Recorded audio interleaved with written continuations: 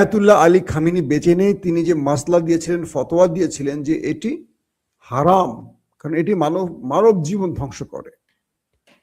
কিন্তু খামেনির পুত্র পুরো ভিন্ন। আমি খামেনির পুত্রকে নিয়ে আজকে রাতে কথা বলবো। তার হিস্ট্রি পড়তে গিয়ে আবার মাথা গরম হয়ে গেছে।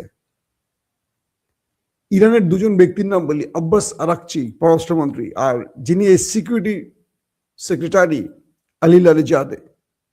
তার দুটো তার ব্যক্তিগত লাইফ পড়তে গিয়ে, তাদের পিএইচডির বিষয় পড়তে গিয়ে আবার মাথা নষ্ট হয়ে গেছে।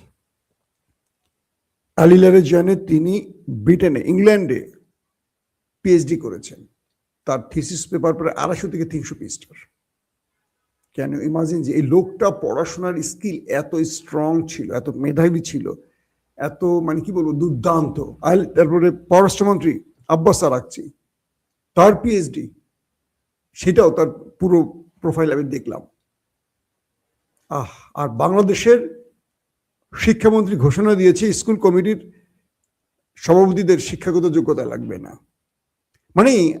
রাষ্ট্রটা দলবাজি করতে গিয়ে, কারণ বিএনপি চিন্তা করছে, আওয়ামী লীগের মতো বিএনপিরা চিন্তা করে যে যদি আমরা শিক্ষা ক্যাটাগরি তুলে না দেই তো আমাদের বড় বড় দায়িত্বশীল নেতারা তো এই পদে বসতে পারবে। এটা তো অশিক্ষিত।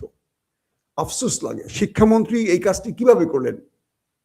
তার প্রতি আমার রেসপেক্ট, তাকে আমি পার্সোনালি ভালোবাসি, তিনি আমাকে খুব ভালোবাসেন, ভালোবাসেন আমি জানি। কিন্তু কথাটা বলতে বাধ্য হচ্ছে যে বাংলাদেশকে মূর্খদের হাতে ছেড়ে দিয়েন না। এই মূর্খদের হাতে দেশটা ছেড়ে দিয়ে দেশটাকে আর ধ্বংস করবে না। নিজের দলকে বিজয়ী করতে গিয়ে বহুত কিছু করছেন। হাসিনার অবস্থাটা দেখেন একবার। মানুষ বোঝে রে ভাই, এখনকার মানুষ। ইরানের কথা বলছিলাম যে দুজন গুরুত্বপূর্ণ ব্যক্তির নাম শুধু বললাম, যাদের পিএইচডি দেখলাম, তাদের পড়াশোনার স্কিল দেখলাম, তারা কতগুলো বই রেফারেন্স সেইটার মধ্যে উল্লেখ করেছেন দেখলাম, আমার মাথা রীতিমতো ঘুরছে। আমাদের দেশের এমপি মন্ত্রীরা কি করে? কয়জন নিজের নাম বানান করে লিখতে পারে না টিপসই দিয়ে আল্লাহ ভালো জানে। সবচেয়ে খারাপ লোকগুলোকে বাংলাদেশের নেতা বানানো হয়, মন্ত্রী বানানো হয়। যেগুলো ঋণ খেলাপি, যেগুলো লুটেরা, যেগুলো চাঁদাবাজ, এদেরকে বানানো হয় বাংলাদেশের পার্লামেন্ট মেম্বার, আইন কি মন্ত্রী। এই দেশ আগাবে কি করে বলে? আগাবে এই দেশ? ইম্পসিবল। দর্শক, আমার কাকুর খবর চাইতেছেন একজন। তো বিষয়টি হলো, এই মুহূর্তে